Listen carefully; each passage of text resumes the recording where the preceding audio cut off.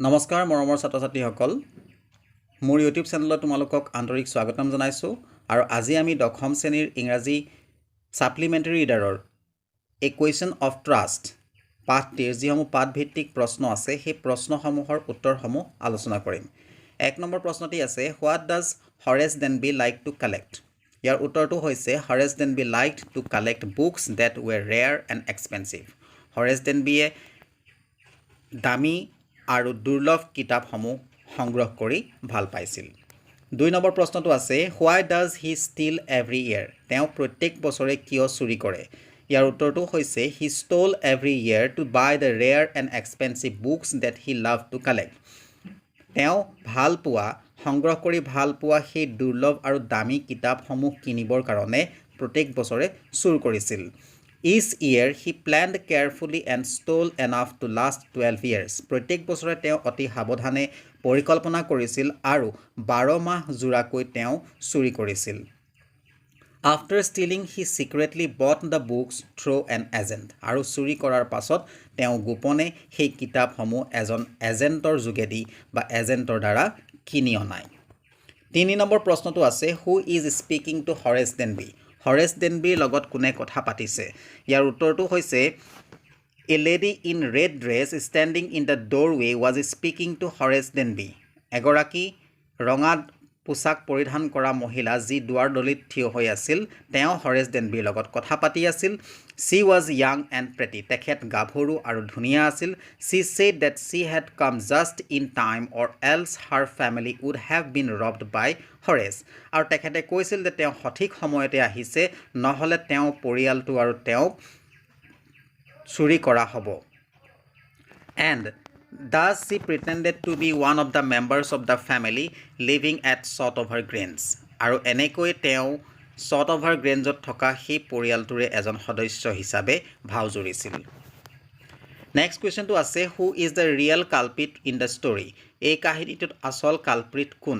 The real culprit was the women in red dress who pretended to be a member of the family living at Shotover Grange. She tricked Horace Denby into believing her to be the owner of the house and cleverly took away all the jewels that were kept in the safe.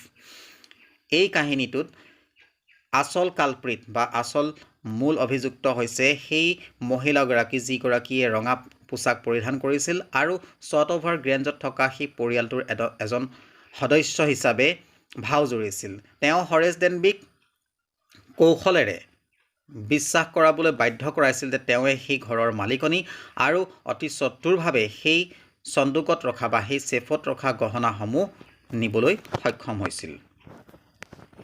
Next কুৱেশ্যনটো আছে did you begin to suspect before the end of the story that the lady was not the person Horace Denby took her to be. If so' at what point did you realize this and how. তোমালোকে কাহিনীটোৰ অন্ত পৰাৰ আগতে বা শেষ হোৱাৰ আগতেই সন্দেহ কৰিবলৈ আৰম্ভ কৰিছিলানে যে সেই মহিলাগৰাকী যিগৰাকী হৰেছ ডেনবিয়ে ঘৰৰ মালিক বুলি ভাবিছিল যে সেইগৰাকী নহয় সন্দেহ কৰিছিলনে। যদি কৰিছিলা কোনখিনি সময়ত কৰিছিলা আৰু কেনেকৈ কৰিছিলা। ইয়াৰ উত্তৰটো হৈছে য়েছ I begin to suspect before the end of the story that the lady was not the owner of the house. She was unusually calm on seeing Horace, which seemed strange enough. Instead of calling the police, she asked Horace to take out all the jewels from the safe, even if it meant breaking it open. It seemed suspicious. Moreover, it seemed unlikely that she would forget the secret numbers to open the safe. Therefore, it was evident before the story ended that the lady was not the person Horace Denby took her to be.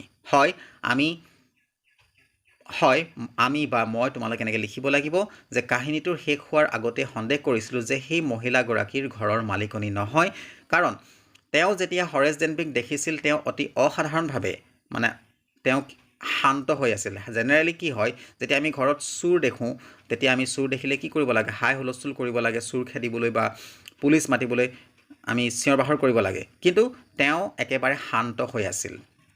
তেওঁ পুলিচক মতাৰ পৰিৱৰ্তে হৰেছ ডেনবিক সেই সন্দুকৰ পৰা গহনাখিনি উলিয়াবলৈহে কৈছিল। যদিও সেই সন্দুকটো ভাঙিব লগা হয় তেওঁ কোনো আপত্তি কৰা নাছিল। এইখিনিত অলপ সন্দেহজনক আছিল। তাৰোপৰি এইটো একেবাৰে অশুৱনি কথা যে তেওঁ সন্দুকৰ সেই গোপন সংখ্যাকেইটাও পাহৰি থাকিব। চ' এইটো নিশ্চিত হৈ পৰিছিল যে কাহিনীটোৰ শেষ হোৱাৰ আগতেই আমি নিশ্চিত যে সেই মহিলাগৰাকীক যাক হৰেছ ডেনবিয়ে ঘৰৰ মালিকনী বুলি ভাবিছিল সেয়া নহয় Next question to us, what are the subtle ways in which the lady manages to deceive Horace Denby into thinking that she is the lady of the house? Why doesn't Horace Denby suspect that something is wrong? কি পদ্ধতিৰে বা কি চতুৰালিলে মহিলাগৰাকীয়ে হৰেছ ডেনবিক ঠগাবলৈ বাধ্য হৈছিল বা সেই ঘৰৰ মালিকনী বুলি ভাবিবলৈ বাধ্য কৰাইছিল হৰেছ ডেনবিয়ে কিয় সন্দেহ কৰা নাছিল যে তাত কিবা এটা গণ্ডগোল আছে The lady's confident walk, her act of touching up her makeup, and the ease with which she picked up the cigarette from the right place are enough to deceive anybody. Horace Denby was so frightened that he could not think properly, so he did not suspect anything. Hey মহিলাগৰাকীৰ confident যি বিশ্বাস আত্মবিশ্বাসেৰে যি খোজ দিছিল তেওঁ যি ধৰণে নিজৰ গহনা পাতিবিলাক চুইছিল আৰু যিটো আৰামত যি সহজ উপায়েৰে তেওঁ সেই সঠিক জায়গাৰ পৰা সিগাৰেট উলিয়াইছিল সেই ভংগিমাবিলাকে বা সেই কাৰ্যবিলাকে যিকোনো এজন ব্যক্তিক ডিসিভ কৰিবলৈ বা ঠগিবলৈ সহজ যথেষ্ট সহজ আৰু হৰেছ ডেনবি ইমান ভয় খাইছিল যে তেওঁ সম্পূৰ্ণভাৱে ভালকৈ চিন্তা কৰিব পৰা নাছিল সো সেই কাৰণে তেওঁ কোনো ধৰণৰ সাসপেক্ট কৰা নাছিল Next question to us, Horace Denby was good and respectable but not completely honest. Why do you think this description is apt for Horace? Why can't he be categorized as a typical thief? Horace Denby এজন ভাল আৰু সন্মানীয় ব্যক্তি কিন্তু তেওঁ সম্পূৰ্ণ সৎ নহয় তো এই ডেসক্ৰিপশনটো তেওঁৰ কাৰণে উপযুক্ত হয়নে তেওঁ কিয় এজন চুৰ হিচাপে টিপিক্যাল চুৰ হিচাপে গণ্য কৰিব নোৱাৰি তো ইয়াৰ উত্তৰটো হৈছে Horace Denby was a good and respectable person but was not completely honest. Horace Denby এজন ভাল আৰু সন্মানীয় ব্যক্তি কিন্তু তেওঁ সম্পূৰ্ণভাৱে সৎ নহয় এই ডেসক্ৰিপশনটো এই বৰ্ণনাটো তেওঁৰ কাৰণে যোগ্য কাৰণ he was almost 50 years old তেওঁ প্ৰায় 50 বছৰ বয়সীয়া he robbed only from the rich people only to buy rare and expensive books with the money তেওঁ কেৱল ধনী মানুহৰ ঘৰৰ পৰাই চুৰ কৰিছিল কেৱল সেই দুৰ্লভ আৰু দামী কিতাপবিলাক সেই টকাৰে কিনিবলৈ He stole only once in a year. তেওঁ বছৰত মাত্ৰ এবাৰেই চুৰি কৰিছিল His intention of buying books was good. তেওঁ কিতাপ কিনাৰ যিটো ইন্টেনশন বা ভাবধাৰা হেতু ভাল However, the fact that he stole to achieve this end showed that he was not completely honest. যিকি নহওক কিন্তু তেওঁ এই যিটো তেওঁৰ ইচ্ছা বা তেওঁৰ যিটো হেপা কিতাপ কিনাৰ সেই কিতাপ কিনাৰ যিটো ইচ্ছা হেতু পূৰণ কৰিবলৈ তেওঁ আনৰ ঘৰত চুৰি কৰিব লগা হৈছিল যিটো সম্পূৰ্ণৰূপে হত নহয় He cannot be categorized as a typical thief because he did not steal to eat or drink.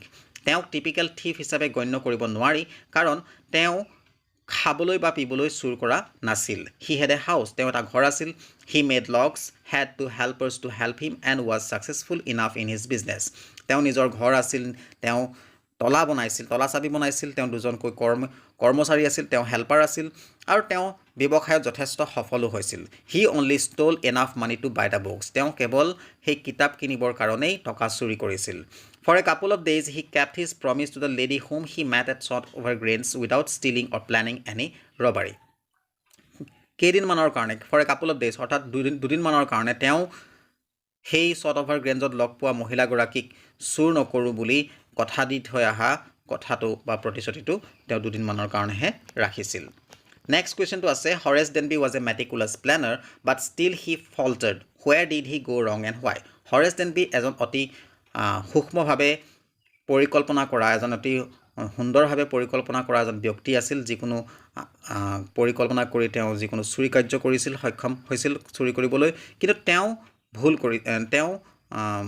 ভুল হৈ গৈছিল তেওঁ কোত ভুল হৈছিল আৰু কিয় হৈছিল ইয়াৰ উত্তৰটো হৈছে Horace Denby failed to get enough information about real members of the house.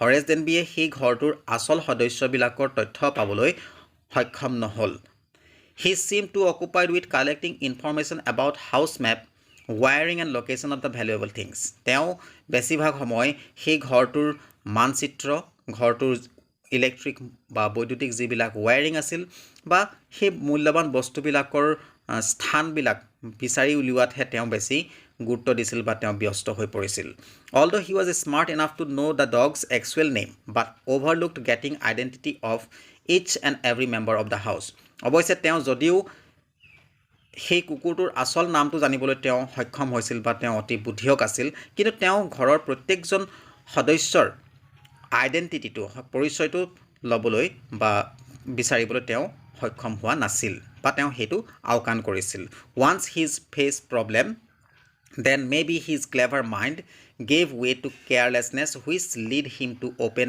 the safe barehanded আৰু এবাৰ তেওঁ বিপদৰ সন্মুখীন বা সমস্যাৰ সন্মুখীন হোৱাৰ লগে লগে হয়তো তেওঁৰ চতুৰ মগজুৱে বাট এৰি দিছিল অসাৱধানতাক যাৰ ফলত তেওঁ খালী হাতেৰে সেই সন্দুকটো